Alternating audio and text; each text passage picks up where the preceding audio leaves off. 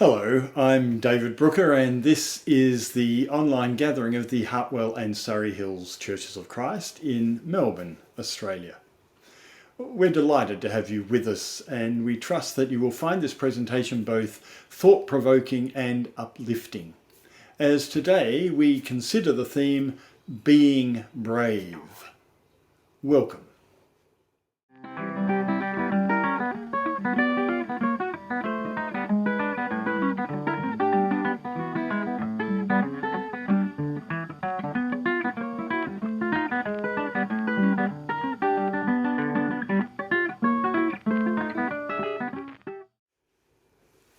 Just living is an act of bravery.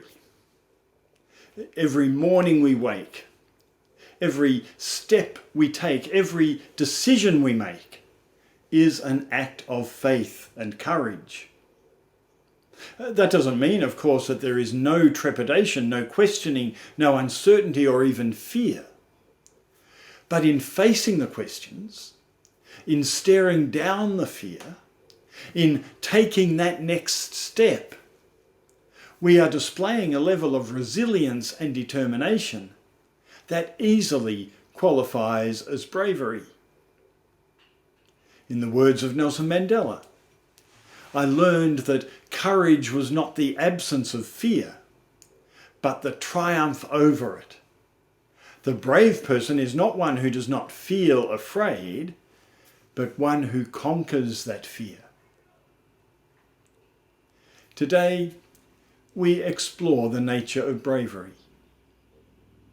As Barb Matheson lights our Christ candle, we may call to mind the bravery that she and Ellen displayed this year, as they moved Ellen to a new home in the midst of a pandemic. As Merryl Blair shares insights on the journey of the people of Israel, and as Danny Wilson and Andrew Bruce share their insights on bravery, we may recall others whose bold and faithful decisions have helped shape our lives. And as Suzanne Ashton, Churches of Christ minister, a member at the Avenue and chaplain at the Austin Hospital, leads us in communion, our minds may well be drawn to those like her who have had to exercise courage and bravery simply to pursue their sense of vocation. Let our journey into being brave begin.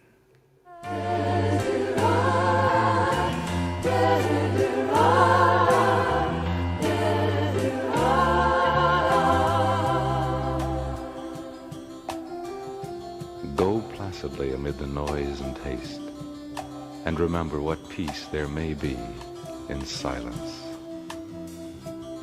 As far as possible without surrender, be on good terms with all persons. Speak your truth quietly and clearly, and listen to others, even the dull and ignorant. They too have their story. Avoid loud and aggressive persons. They are vexations to the spirit. If you compare yourself with others, you may become vain and bitter, for always there will be greater and lesser persons than yourself. You are a child of the universe, no less than the trees and the stars. You have a right to be here, and whether or not it is clear to you, no doubt the universe is unfolding as it should.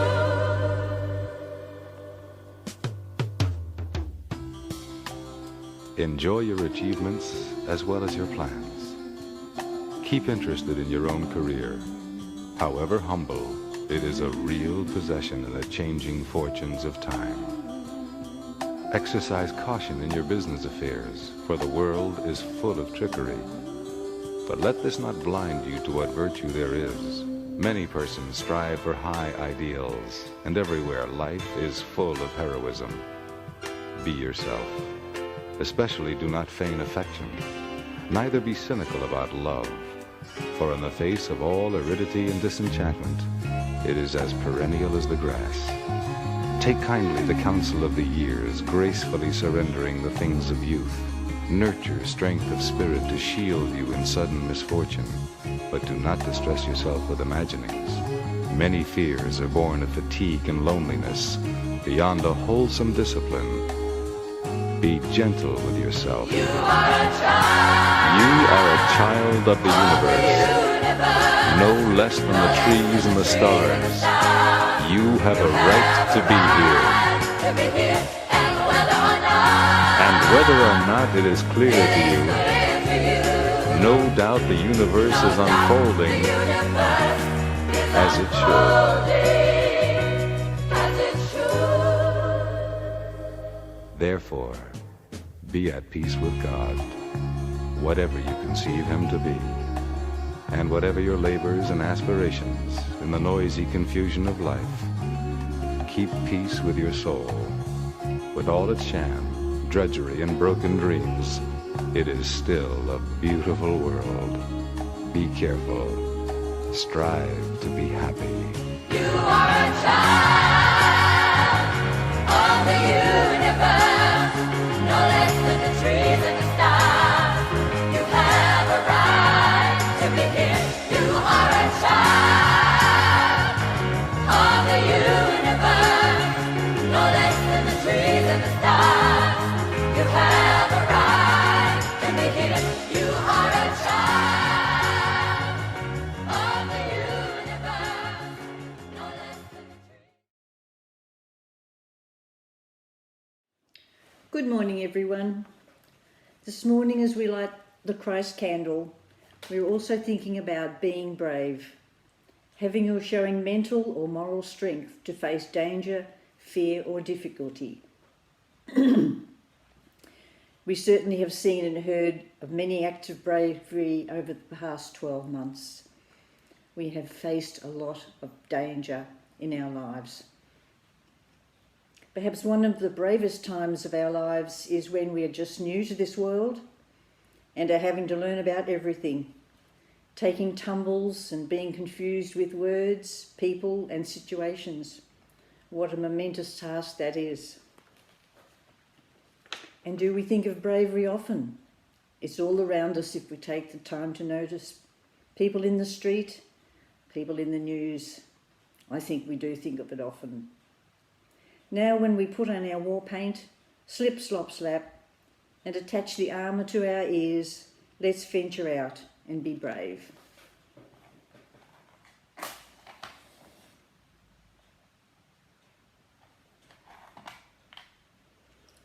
I found a little prayer book printed in England in 1928, and it's a prayer of gratitude. For the inborn goodness of average men, we thank thee, O Father, this day, for their cheerful laughter, for their reckless courage, their generous self-giving. We thank thee that thus, when a pit roof has fallen and imprisoned their comrades, the volunteers throng from all sides, demanding the right to go down and to face a terrible death in the effort to save. We thank thee that thus, O Father, given the chance, thine own inmost nature, self-giving love that cheerfully faces death's worst to save its comrades, wells up, strong, beautiful, holy, in even the roughest, the weakest of men. Amen.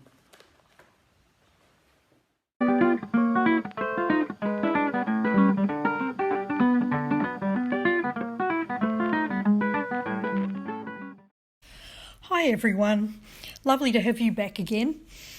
I thought today it'd be nice to have a look at a little group of psalms that kind of sit by themselves in the middle of all the other collections.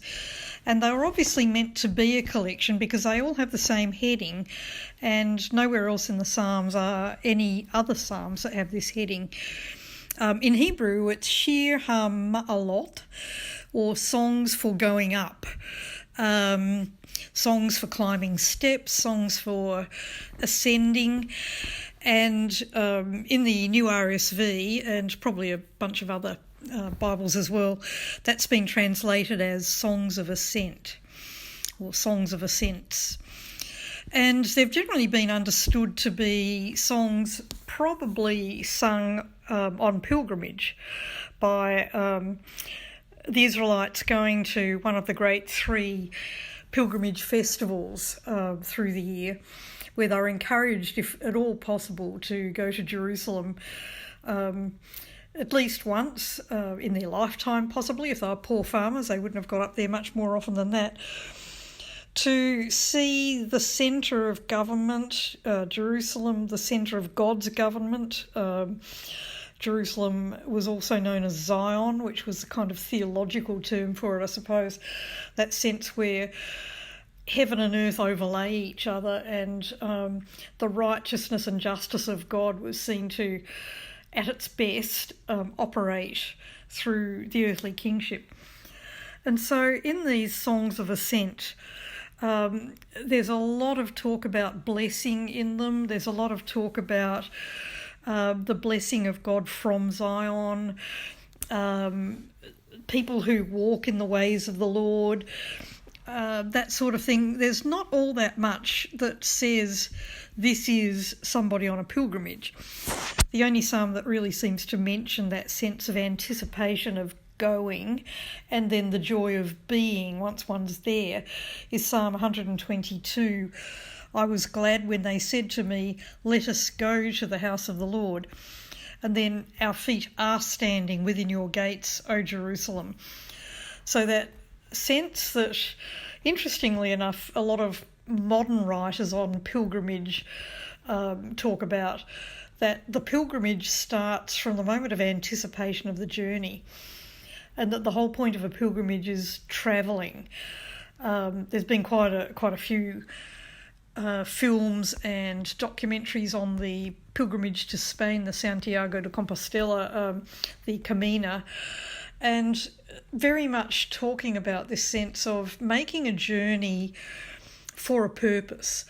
So it's kind of like a microcosm of the journey of life, but setting out with a very deliberate intent to be deeply involved in every step of the way, which is often very uncomfortable, very difficult, a lot of hardship to make it. And I guess if you read through these psalms, they go from Psalm 120 through to 134. And 120 starts out, in my distress I cry to the Lord that he may answer me. Deliver me, O Lord. So they go through that sense of life with all of its ups and downs. There are laments in there are songs of praise, there are these beautiful calm moments. Happy is everyone who fears the Lord, who walks in his way. You shall eat the fruit of the labour of your hands, you shall be happy, it shall go well with you. And the word blessing tends to be used more inside these psalms than anywhere else in the book of Psalms. So there is a sense of life lived richly and deeply, and it's only sort of thought about like that if there's a period of time when people do it deliberately. And therefore, from that small period, there's a sense of being able to take out that sense of life as sacred into the rest of life. There's also there was an idea that came up when people were starting to think about the Psalms, not just as single individual, quite different poems, but the whole book of Psalms as having been put together with some sort of deliberation, that the whole book was a little bit of a story of the life of a person, going through all of the ups and downs that human life does. And in some ways, again, this little collection in this last book has got that sense of the deliberate dwelling on what life is at whatever moment it has to be. Even that one that was Psalm 128, happy is everyone who fears the Lord. The word happy, asherai, has got a sense of being in the moment, being deeply in the moment. It's almost sort of Zen Buddhism, as much, of that kind of sense of being deeply present to whatever the moment is, rather than a sort of light-hearted la la la, everything's fine. Because obviously, if you look at the rest of the Psalms, there's definitely a sense that life has its very, very difficult bits. But to remember that the singing of these songs, if we think about it as being that journey of life, that journey that is always moving towards God, in other words, towards wholeness, towards completion, towards things being in the right place and things working as they best should. I've forgotten where that sentence even started. But anyway, these psalms seem to take us into that place. And Psalm 122 that I started with, I was glad when they said to me, has, towards the end of it, pray for the peace of Jerusalem. May they prosper who love you. Peace be within your walls and security within your towers. For the sake of my relatives and friends, I will say, peace be within you. For the sake of the house of the Lord our God, I will seek your good. So that sense that the whole journey of life is in fact about finding shalom. The word shalom is never very adequately translated just as peace. It does mean balance and wholeness and goodness. And that the purpose of living is to do it for the sake of the community, for the sake of even the political system, if we think of Jerusalem as being that, because that's what transmits the good of community at its best, the political system. So I encourage you to read these Psalms through and just think about which one you feel you're inhabiting at the moment, if any of them, where you might have been in them, where you might possibly imagine yourself going in them, and let them invite you into a deeper sense of life as pilgrimage. Bye.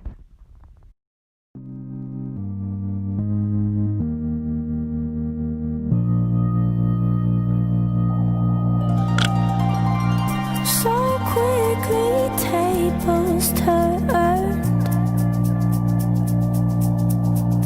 Oh, it's over. Don't you send for me today. Oh, you were so very nice. Are you like me, like you say?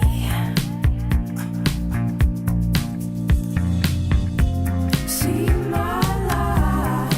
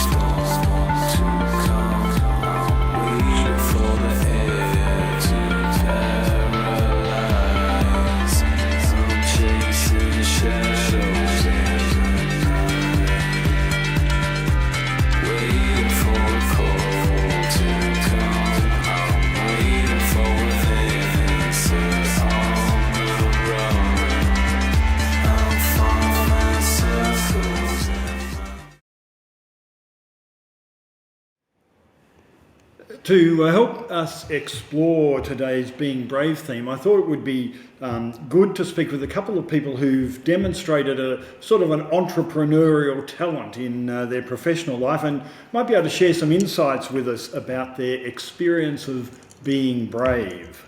Who better to chat with from our community than Andrew Bruce and Danny Wilson? Welcome to you both. I really appreciate you giving your time for this conversation. Thank you, Dave. Thank you. Andrew. Andrew, you've got a particular interest and skill in financial services and the investment area, and Danny, you have a long track record in entrepreneurial business ventures. So tell me, how does being brave play out in your decision making? Do you consider yourselves to be risk takers? Do you like the idea of being cast as risk takers? Andrew, do you want to start? Sure. I'm not sure in the way I think about myself and what I've done is that taking risk is not necessarily the same as being brave. As long as you understand the risk, it can be quite a sensible decision to take risk. Mm-hmm. Now, risk is a nebulous term, and what I think is risk may be different to what another person takes as risk.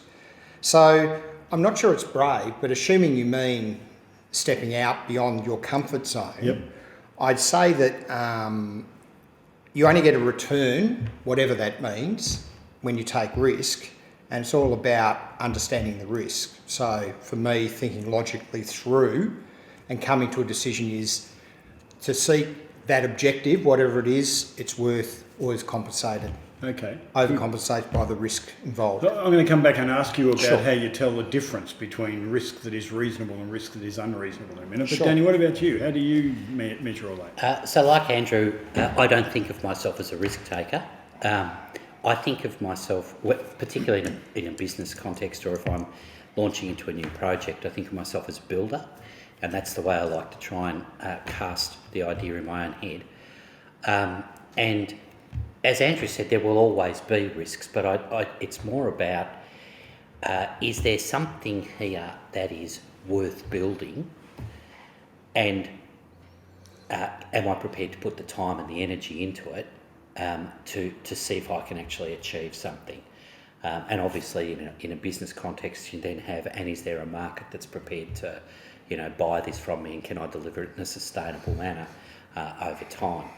So for me, the formative concept in my head is builder, and assessing the likelihood of failure is a part of making an assessment around that, but it's not the dominant part of it anyway. I'm far more concerned about, or for me, the things that dominate my thinking are much more about, am I passionate about this? Do I really want to do it? And am I going to be prepared to put the time and the effort in? So that's a really big thing. And then the second thing is the team, because my experience is that, and Andrew and I are in a range of projects together, and if we assess those projects, probably the ones that are more successful are the ones where you've got the right team in place, and the ones that struggle more are ones where the team's not as well formed and the leadership's not as well formed. Yeah. So the risk that is comfortable or risk that is uncomfortable, how do you tell the difference? Is it a rational process, or is it a gut thing? How do you measure that? That's a good question. I think you can, to a certain extent, you can try and quantify it, and you go through some sort of rational process to say, and Danny mentioned, where we've got a widget, do we think people want to buy that widget? Does that have competitors? Is it a growth market or is it not a growth market? Trying to make an assessment of people, I think, is a pretty important thing, and Danny mentioned that before. So I think there's that, but also I think it's Danny mentioned passion. I think that's important, whether you're going to put the time in it, and you have to be a believer. I think that's probably a big thing that I found. If you're totally pragmatic and not a believer, I think that it becomes hard work for everyone, even if it is a success. And you use the word passion, which I guess is that's what that's about. Yeah, oh, very much so, yeah. And like Andrew, I mean, I know for me, there are times that I will have rhetoric to myself that I've done a whole lot of homework to convince myself that which I'm wanting to do anyway is the right decision, often. So for me, whilst there are logical assessments you bring to any opportunity, and you do market testing and you can do some stuff around that, at the end of the day, what will really drive my decision, I think, in more ways than anything else will be, one, how do I feel about what we're going to do here? Am I proud of that? Is it something I want to be involved in? And then two, how do I feel about working with this cohort of people? Are they a cohort of people I enjoy? Do I trust them? Do I think they have skills? So let me sort of pick up that feeling stuff. How does it feel when you're approaching a decision about to invest or not to invest, to embark on a new project or not to? Is there an excitement? Is there a trepidation? What are the feelings that you experience? I think the more, I suppose if you think that, I think of it as there's two types of things that you do. One is you're just making an arm's length decision. So I'm going to invest in that over there, but I don't really have a part of running that. And the second one is something where, if you like, you are directly involved. I think there's more excitement around that. So you're developing a plan and you have a launch of your product or service or whatever. I think that generates excitement. I tend not to get excited about that. I get excited about success and hitting milestones once it's done. But from my perspective, it gets a bit stressful. But once you've made the decision, I tend to relax pretty quickly because I just accept the decision's made. We're in it. It's my call. I own it. So we move on. What about you, Danny? Quite similar in the sense that we're just making arm's length investments. It's sort of a more dispassionate thing. Where you're going to, like I've got two projects that I'm involved in at the moment that we're trying to run up, and I get quite excited about those. I'm really committed to both the projects. I think they actually have a community benefit if they're successful. I'm really engaged with the team of people, so it's very energising. And as I come to it, the tension for me is how do I clear out enough time to make sure that there's a structured opportunity to make a contribution in this space. Because if you don't do that, unless your no means no, your yes means nothing. So you've got to really discipline yourself to go, look, I'm going to give this opportunity so much time and actually be able to deliver that. So for me, it's more about managing that excitement and ensuring I clear the space to actually make a contribution. So talk me through, you're about to launch a new venture, or you're making a decision about a new venture. What are the strategies that you've developed to test those things, to get a feel for whether this is something? You've talked about some of the product research and that sort of thing, but in terms of your own personal stuff, is there a self-reflective process you go through? Do you talk to other people? What's the process you engage or pursue? Depends. So, for instance, one of the products that we're looking at launching now is a range of sterilisation products that can help with COVID, right? These are brand new products to the market. It's not completely new technology, but it's close to new technology. So whilst there's an obvious market around COVID, we know that a critical part of success for us in this is going to have to be raising the profile of this whole category. It's not like we're selling cars, we're bringing a new car to the market and we can assess the size of the car fleet in Australia and, we're now going to try and sell an electric car in rather than a petrol car. This is a brand new concept and so if I just dumped this product on the marketplace, then no one's going to be interested in it. So in this instance, what we've got to do is come up with a strategy to actually communicate and educate critical profile leaders and opinion leaders. One of the other products we're working on is about utilising technology to diminish the cost of energy for people. Very different product, and so in that product, it's all about creating, crowded marketplace. We have to find a way of cutting through that noise and creating a point of differentiation that is going to be impacting and quickly, very quickly, create a sense of connection with the consumer. Yep. And so we're spending a lot of time, and we're doing more research on that. We're actually doing focus groups with people. If I say this, what's that feel like versus if I say that? Yep. If the company's called this, so we're doing much more. But much easier for us to research in that market than it is, say, in the VC market. Yep. What about you, Andrew?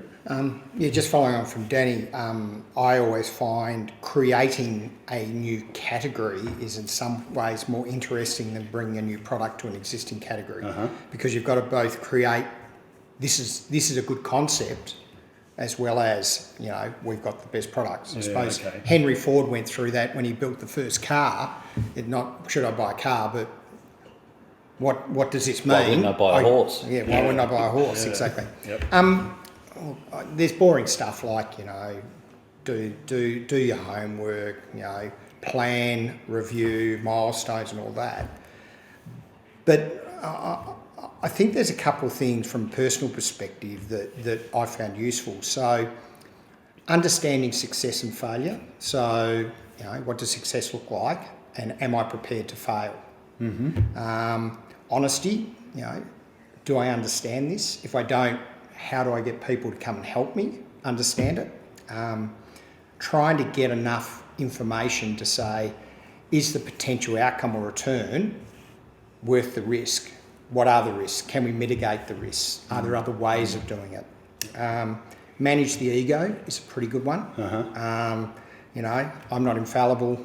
I can be flexible. Should I be flexible? Should I make change? Should I stay the course? And admitting that you've made a mistake and just moving on. They're pretty sound values for whole of life stuff, aren't they? Really, the sort of. Well, yeah. I wouldn't say I'm perfectly put them into process into sort of a logical thing, but stepping back and looking at those, I think, is pretty important for me. Good. And I think probably the other thing is the other thing that I'd put on that is, how am I getting good data? Where am I getting good feedback from as quickly as possible? Because often it's where you fail to get good feedback that things run out of control, and by the time you understand them, you sort of go, got a real problem there. Yep. So, small business has limited balance sheet. It's not like you're one of the major banks or whatever. So, getting on top of mistakes quickly is really important. So in the Psalms podcast this morning, Merryl talked about the fact that for the psalmist at least, the journey of life is about finding shalom, which we might think, peace of mind, peace with God, peace with others, sort of stuff. What drives you? Is there a sense in which, what motivates you to be engaged in new ventures? Is it all about money making, or is it something deeper than that for you? For me, it's less about money, if you like, and more about, and Danny talked about building something. I think that the satisfaction of that's pretty strong. I think it's the intellectual challenge. I've been really stimulated by learning about things and industries and products that I've never had exposure to before. So that sort of drives that process for me. And look, it'd be similar for me. The concept of builder is leaving something in a better state than you found it. Adding value, making a contribution, I think is important. And for me, as I age, I have a sense that when I give up adding value, to a certain extent, I'll give up living. So that's a really important part of how I think I perceive myself. So would it be true to say, like what I'm hearing, I think, is that one of the things that emboldens you, if you like, to step out and take risk, to be brave, is around personal development, and around, if you like, community or world development, building a better world, doing something constructive. Is that reasonable?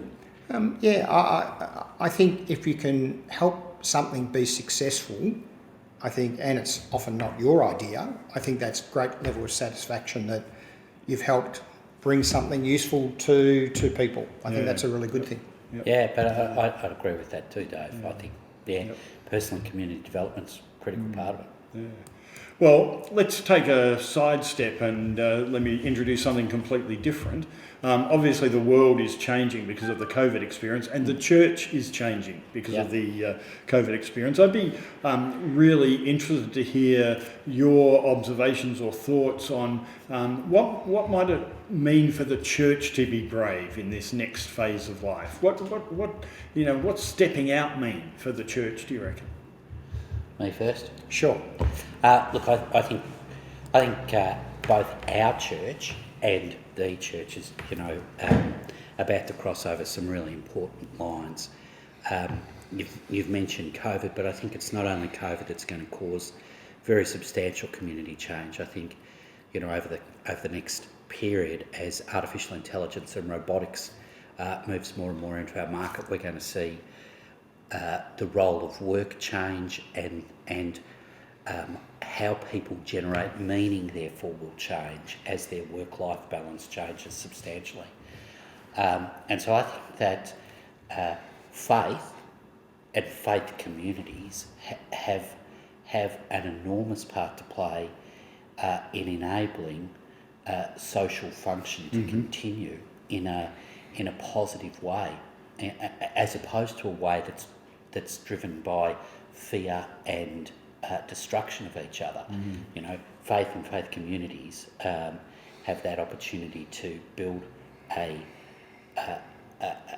whole community where diversity is valued and where all manner of people are drawn in and accepted without having to be sort of a homogenous group. So for me, I think it's really critical, and I look at the opportunity that's in front of us at Surrey as we are going to have to rethink. In a minute we're going to hopefully go back to a situation where we can meet again.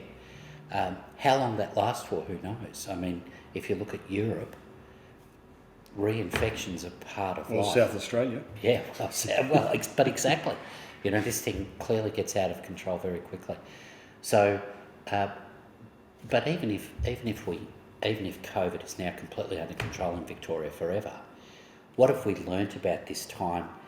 You look at the number of people who've engaged with us online. How do we keep those opportunities and conversations and relationships open? Yep. And I really think there's a real challenge for us to sort of rethink how we're going to go about being church as we go forward. Yep. Yeah. One of the things I thought pretty important is that it won't be a straight switch back. So, what we did during COVID's gone, and what we do post-COVID, or the new COVID normal, is back to what we did.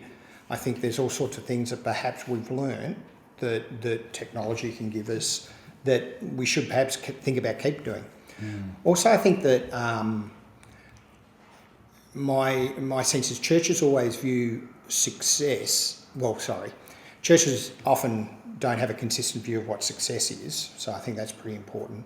But the context of that everybody has to go to everything because otherwise you're suddenly failing, I think in the way the community is looking forwards, there's going to be different interaction points, and people won't go to everything. And that's not a bad thing. That's just going to be the way it is. So don't feel don't judge this context of total buy-in by everyone as the sort of lever of good or bad. Yes. I think that's probably something that's going to happen more going forward. Yeah, excellent. Hey, look, thank you very much. It's great to talk with you, and as always with these conversations, we could delve a lot deeper and go a lot further, but thank you very much for sharing with us today. A pleasure. Thank you. See ya.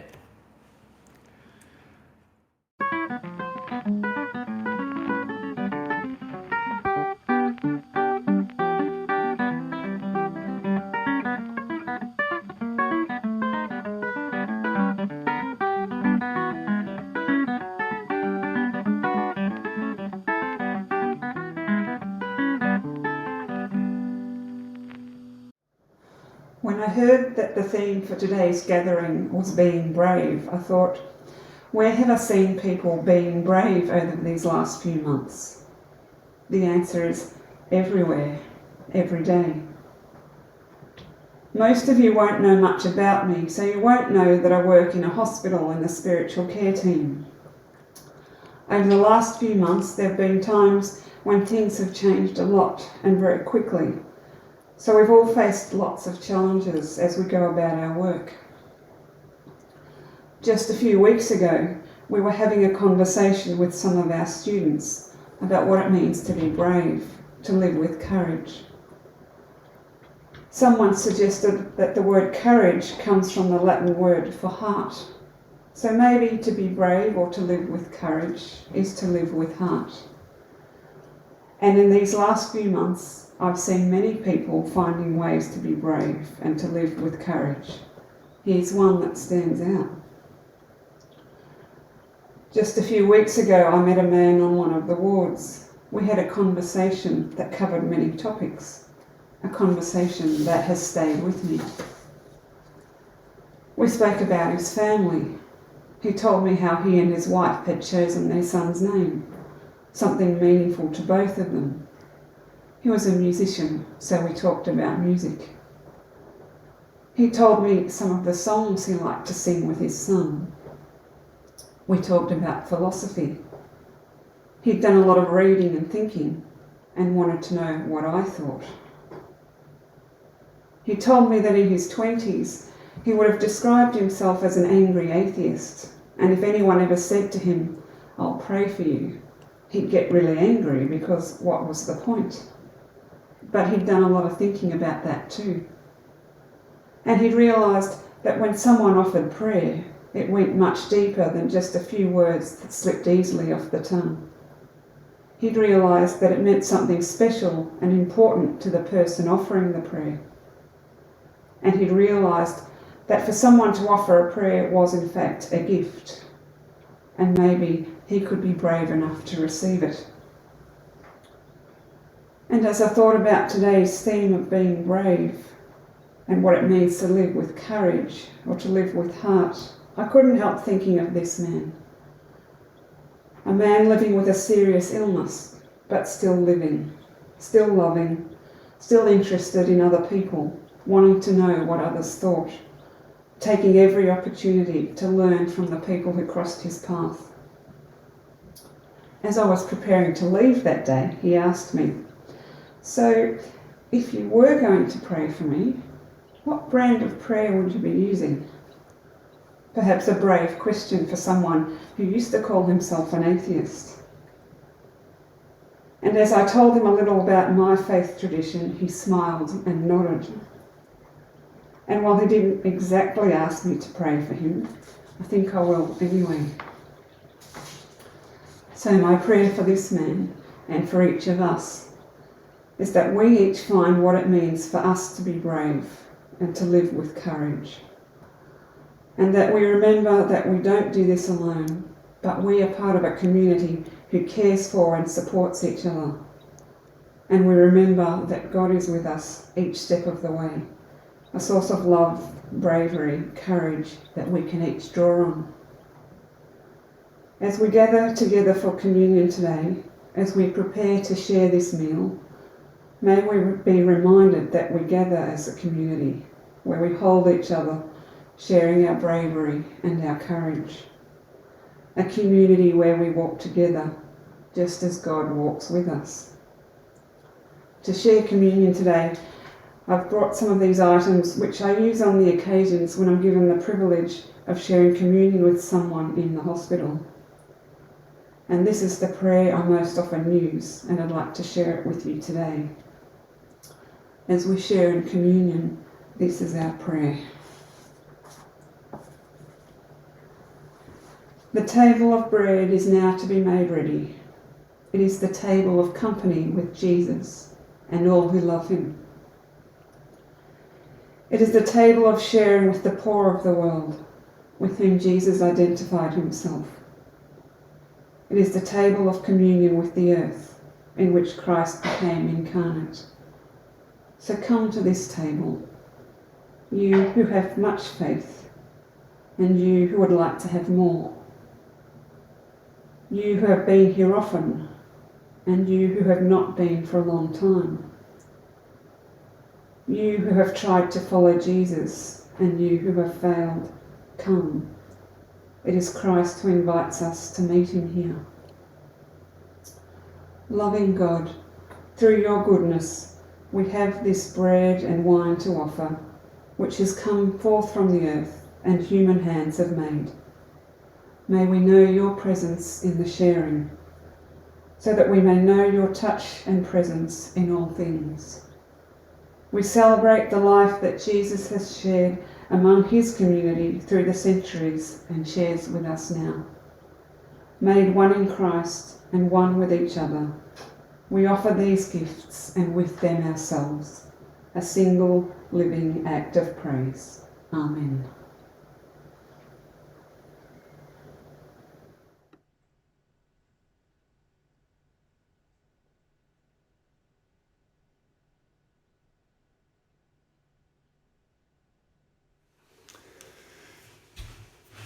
Thank you to Barb and Merryl and Andrew and Danny and Suzanne for their excellent contributions to our consideration of being brave this morning. I wonder what thoughts and feelings have been stirred in your minds so far. I want to round off our gathering with a brief comment around the question, why? Why bravery? If we are championing the cause of bravery, what's its purpose? What's the point of bravery? In answering that question, I'm going to take my cue from the parable of the talents, which we saw in sort of visual representation this morning. I suspect it's a pretty familiar story to most of us. And it's certainly been used to support a wide range of teachings, not the least of which is that old Protestant work ethic, that ideology that places enormous value on our work, as though productivity is a measure of worth in this world and worthiness in the kingdom of God. Well, I want to invite a different perspective, a perspective that might offer an answer to the why question. In doing so, I'll draw upon a couple of basic rules for the reading of parables. The first one is actually articulated very well by David Tacey when he says, "It's a metaphor, stupid." Parables are indeed metaphorical, and so in seeking to understand them, we need to look for the metaphor. Second, it's important to keep in mind that almost always the frame of reference for Jesus was community, not the individual. A communal interpretative framework for this parable will point us in a very different direction to the individualist framework to which we all too often default. So, metaphorical and communal. What then does it mean? So, if we understand the master in the story to represent God, and if our understanding of God is not as a specific entity limited to time and space, but rather the creative essence of all there is, the ground of our being, if you like, the spirit or soul of all creation, then the point of the investment by the two celebrated workers is for the good of all creation, the well-being of all people. The point of their investment is not their personal gain, nor is it to benefit a greedy or demanding boss. If the focus of the benefit is the master or God or the all-creative being, then the primary purpose of the investment is the well-being of community, of all there is. And the criticism of the lazy worker is not that he failed to make money for himself or for his boss, but that he failed to do his best for the well-being of others, for the benefit of all creation.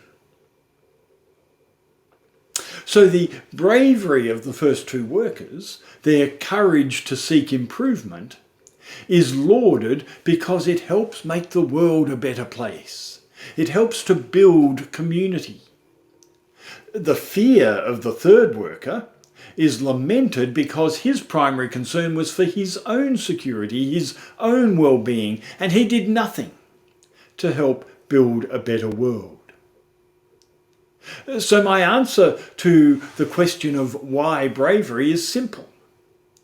Because in being brave, in stepping out, in seeking the path of improvement, we help create a better world. Of course, the spin-off may well include some personal benefit, satisfaction, better lifestyle, sense of fulfillment. But the primary focus is on the well-being of others, on helping to build a better community, a better world. So be brave. Take time to discern your calling, to understand your gifts and abilities, to listen to the promptings of the Spirit and to the wisdom of your mentors. And then step boldly into the next minute, the next hour, the next day, the next year. Because by doing so, you are actually contributing to the well-being, the collective advancement, the progressive improvement of the whole community of creation.